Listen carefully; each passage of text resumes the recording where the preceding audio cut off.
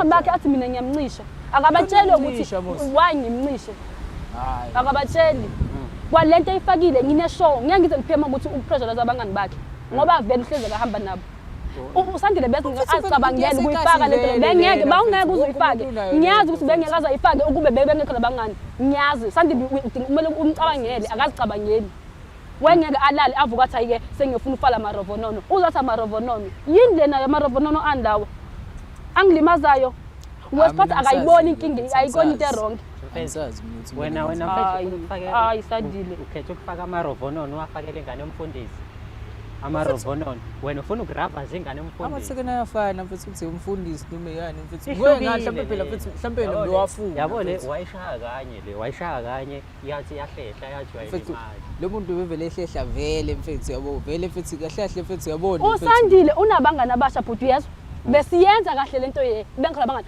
angazi bafikile bampressurize akancane siyenze ubusuku bonke akancane siyenze ubusuku bonke Sandile khuluma iqiniso kawuthuka usuku mfethu khuluma iqiniso Sandile yazi lokho ufikile la umama lokethi kanti unjani amanga ukhuluma ngingabiza lamanga into esengiyibuka mfethu uthona mfethu futhi vele wena mfethu usayida naye vele mfethu yabo because mfethu ayikho mina into engishoyo wona mfethu ngathi mfethu uthatha serious yabo no imnikeze isizathu mina ngisaqonda ukuthi kahle nawe mfethu kahle ukuthi kahle mfethu ungithatha kanjani yabo hayi mfethu hayi ngeke ngicela ungilalele baba hayi mfethu kanjani ungangilaleli mina nje ungilaleli nifikile la ukuthi ngizolungisa indaba yenu ngizolungisa umjolo wenu wena okhethe ukuthi ufaka amaravana ukuze umama uthi akafuni ukwakhipha yazi into ubuyazi singayifaka kuhlungu kanjani lento mfethu sizothiwa manje futhi mfethu kanti wawifakelani Sandile wawifakelani uthi wayefuna ukujabulisa wena kanjani angijabule okay but okay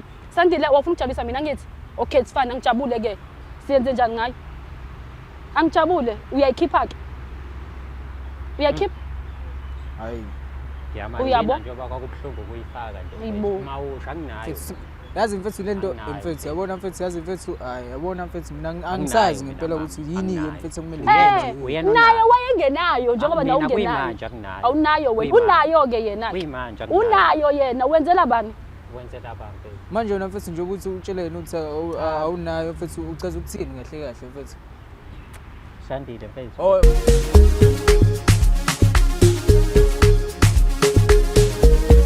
ngola ngizokhuluma kanjani ngomjahe kona ukukhuluma kanjani ba asili laba hayi musukubheda la uyabheda bafasili angithi uyazi ba futhi la asili sisolungisa kodwa ngiya-understand ukuthi indaba unola asikho ke lapho silungisa nje indaba yakho silungisa indaba yakho mama ubuthi wemfowethu yona indlela okhuluma la ndlela okhuluma ngayo Usifebe yes Usifebe mina Usifebe kwaba yiphuthe lenzeka kahle iphutha nani lelo uzotshela izwe lonke lelo ukuthi wafeba ima asimlinde chaza simlinde chaza uzotshela bonke abantu wangifebela ehlisa umoya selokase labo banomama kase ngizwe lento empilweni yami lentathu uzoyilungisa njengamanje ngeke isalunga so abantwana njengamanje kwenzakalani ke ngabo abantwana njengamanje ngenkathi sengilahlileke ngine-stress ngifa ngizama ukuzipholisa ngendlela engangine-stress ngayo ngangibona i-option eyayingcono ngaleso sikhathi kwakukufa kodwa njengomuntu wesifazane ngaba strong for abantwana bami engangibathwele ngaleso sikhathi awudli ekhaya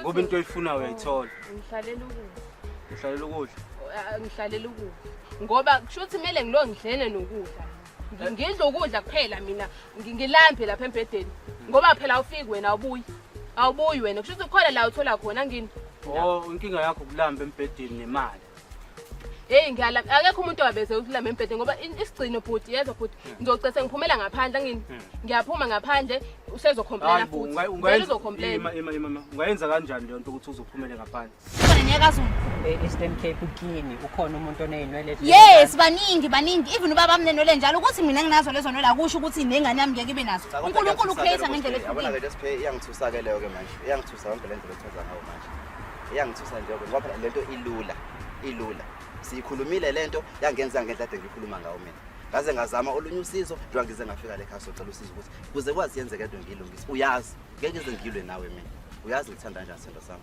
uyazi mafa kwami ngithanda uyazi phambi kwengane uyangikhulukeza nje phambi kwengane ungijijela ngepipi nje ngenze njani mina ngenze njani kumnandi yini kumnandi kanti kubhlungu yini ni baba Ngithi mina ngikhathele bengitshela ukuthi uzohamba ukuyeke leyo nto. Ujabule embhedeni. Hayi awu understand. Shothi ke sesingaqhubeka mhlambe kodwa sibe abangani ngoba siyazi ukuthi uma umntwana wami Abangani. Yebo. Kade uyindoda yami sesiyabangani. Ngicabanga ukuthi lokho kuzokwenza ukuthi singasondani. Siqhubeke ukuze sikhulise kahle phela ingane yethu ngoba Wena kodwa inzondo sewuyicreateile already. Okay, so Uzawuthini because ndizawugula egqibeleni. So manje And ke ngoku andikwazi noma ndimunca khona ndizawukwazi uyimunca pha. kulo 4 years awukaze ucule la kuBhuli. Ndicula njani? Ndicula njani sisebenzisa icondom? Umuntu wesifazane bazela ke ngizothini ke ngoba isikhathi esiningi bayizela. Nayo udade wabo. Uze wafika kumina engenzela izinto engayi understand nami ngabona phela ukuthi hayi le ngiyifunda ivaliwe ukuthi uyangifuna lo muntu. Shothi manje uyavuma ukuthi Sizoqala ukujima.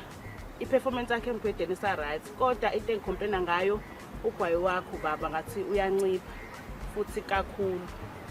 So iyona into ebanga ukuthi ngize ngibhaleke ishow ukuthi mhlambe is idea yokujima.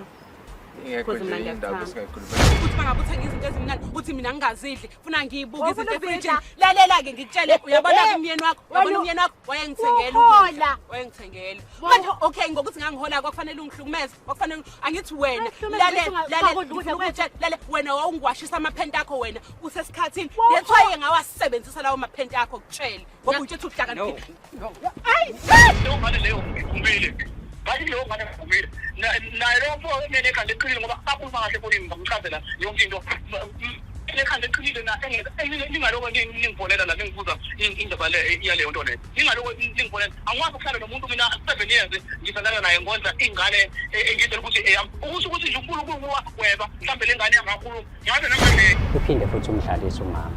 Ungaphatheka kanjani nje nceke yami ngelinye ilanga uthi uyazi umama usedlalisa omunye umuntu ngoba uyazi ukuthi umama usakudinga ukudlala kodwa manje akanawo umuntu azodlala naye. Ngocabanga nje nceke yami zonke inceku Kodwa nje niyabhebhana nina niyabhebhana nini kahle mfowethu kahle ngeke Nyambozi isumoya isumoya Nyambozi isumoya hlala phansi Nyambozi uhambe waqala kuyena noma kunjani Angithi phela wena ungiphi imali manje bekumele ngenze Nyambozi njani? Mina lona ngazama ukumsiza. Incane into yakhe ingaka. Ithoyizi nje base ngishilo ithoyizi uyabhamba. Ngamsiza ngamtholela ini amaphilisi ukuthi ivuke. Isiyavuka ke manje usezongihlambalaza. Sawathola amaphilisi angithi wona la maphilisi angenza ukuthi ngiphi. Ngoba usotoba akafuni ukulungisa amaphutha. Okay, asimnikeze ithuba lokuthi achaze ukuthi why yezela kwisho yini la ibone ngathi wrong nafuna niyilungise. into engishoyo lo masenza naye sex iba good uyazi naye abe right ekugcineni wenzani uyahamba uyohlala kubo ngoba esazi ukuthi usengibulela imizwa mina I-right kodwa nje uthangishaya futhi. Ayikho right. Xolisa sisicela uxolisa. I-right ukuthi uthangishaya futhi. Ngiyazi wakujisa.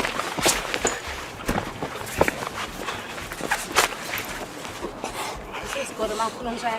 Uzobona nosifebe. Uzobona nosifebe. Sifebe wena. Ungayizwa. Sifebe wena uqamba manga. Hlala phansi. Uzobona nosifebe. Tshela wena uqamba manga. Shaya phela uyangibhedela lo ufuna ngiyochaka inhlamba Musa ukuthi ngiyakubhedela. ufuna ngithathe lezi ngane zakhe ezamavesandleni ngiyoyilethe ekhaya igcekeni Ini? ngiyolethe ekhaya ingane engingazazi ukuthi ezakhe Ubiza ingane zami ngamavesandlebe kodwa uthi uyangithanda uzobiza ingane zami ngamavesandlebe. Madlame yabo ingakho bengafuni ivese. Bengakuthi uyangithanda. Kumele ngabe ukuthi ngithanda nezingane zami. Umuntu uma umthanda nento yakhe noma ngabe yini. Ingakho bengafuni uyiveza lento. Ngikuthande nento yakho kanjani? Izingane zakho izodala ichaos lapha ekhaya. Ichaos kanjani? Mbukele masikubingelele sikwamukele kuphina kuphi la ubukela khona le channel siyibiza ngokuthi Umjolo Show. Igama lami ngingudlala Matifana and I am the next big thing in KZN. Ngethula uhlelo silungisa umjolo oluthola khona la ekhaya ku channel esiyibiza ngokuthi Umjolo Show. Khumbula ukuthi ke lo hlelo engilenzayo silibiza ngokuthi silungisa umjolo uluthola every Monday ngo9 ekseni kanjalo nangoLesine. Sikwenza kanjani nalokho ngokuthi on Sunday ntambama sikushaye ngama highlights ukuthi yini ongayilindela ku episode ozobuyithola Monday ngo9 ekseni. Akugcinike lapho njengoba nango-Thursday ngo-Wednesday siyaphinda futhi ntambama sikushaye ngama-highlights ukuthi yini ongayilindela ngo-Thursday ekuseni ngo-9. So wena into ongayenza nje uma ukuthi upressile lo subscribe uzothola i-notification ezokutshela ukuthi ama-highlights avela nini, kanjalo-ke ne-episode full episode uzoyithola nini. Akugcini-ke lapho nawe siyakucela ukuthi ube ingxenye yayo le channel ngokuthi ukwazi ukusubscribe, ulike, uphinde futhi ushare yona le channel esiyibiza ngokuthi Umjolo Show. Asikukhumbuzise futhi ukuthi ungakwazi ukupressa lela button elilapha ezantsi elibhalwe thank you. Uma wenza lokho uzobe udonate to us ukuthi-ke sikwazi nathi ukuthi siqhubeke le channel ikwazi ukuthi ihambe iye phambili. Asikukaleli-ke ukuthi udonate ngento engakanani, wena wazi amandla akho nokusupporta nje. Ungaphinda futhi-ke uthole ne-exclusive content yayo le channel ngokuthi ujoyine i-membership yale channel ukwazi ukuthi uthole izinto kuqala abanye abantu bengakakwazi ukuthi bazithola. Akugcine-ke lapho asiphinde futhi sikhuze abantu abathatha umsebenzi wethu bakithi bawuposte ey'nkundleni zokuxhumana. Ku-wrong kakhulu lokho ukuthi abantu bakwenze. Mhlawumbe omunye uzoyibuza ukuthi why ku-wrong.